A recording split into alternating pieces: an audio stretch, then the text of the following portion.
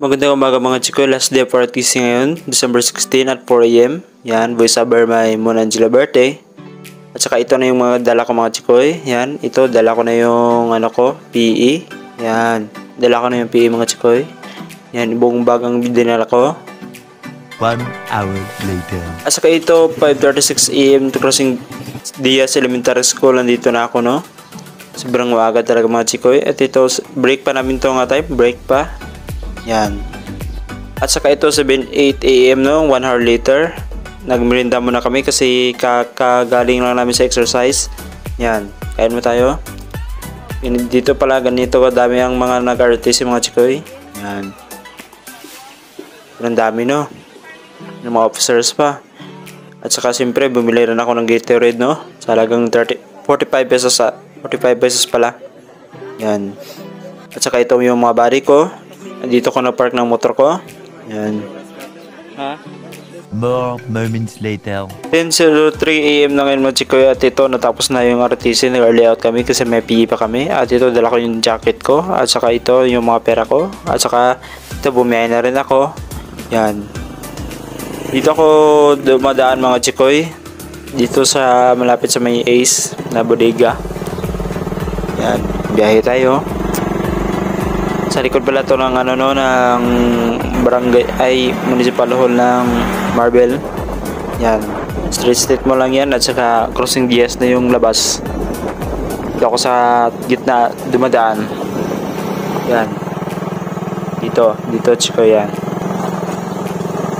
Yan no, dito sa irrigation. Yan. Lining Yan. Sobrang alikabok pala dito dumaan mga chikoy. More moments later. Saka ito mga chikoy no, nakarating na rin tayo. Dito ko lang nilalagay yung helmet ko at saka kukunin ko rin yung bag kasi magbibihis ako. Yan, dyan lang yung helmet, di na may mawawala.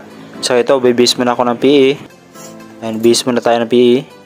At saka bago yan, kumain muna tayo. At sa halagang 30 pesos, busog ka na sa pastil mo. Yan.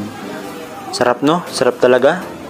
One humongous meal later. Pagkatapos natin kumain mga chikoy, dumiretso na tayo sa City Mall dahil may tournament pa tayo sa salihan. Record kasi ito para sa PE. Yan. Dahil muna tayo. Sa halagang 20 pesos yung pamasahe. Yan na pala yung City Mall mga chikoy. Yan. Yan na. Malapit na talaga tayo makarating. At saka ito, nag-early at tayo dumating no. Siguro mga 12 pa to. Yan.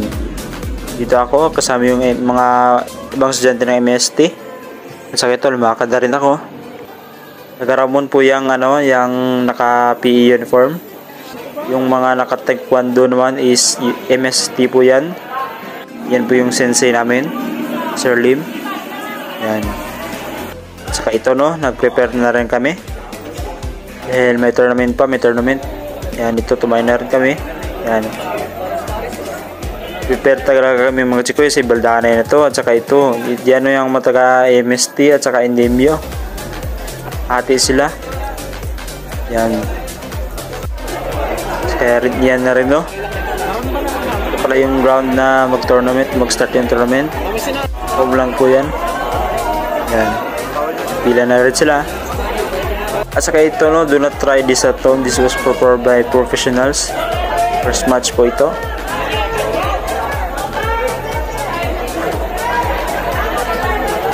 Sipa lang po yan.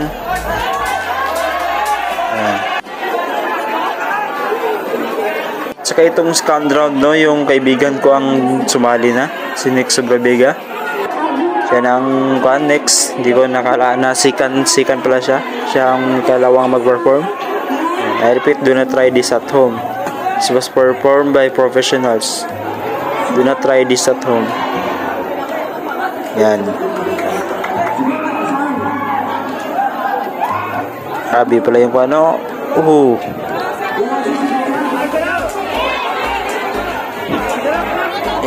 knockdown pala yung kaibigan ko. Ako pala yung nakapula no. Yan. Classmate ko dati siya pag grade 12.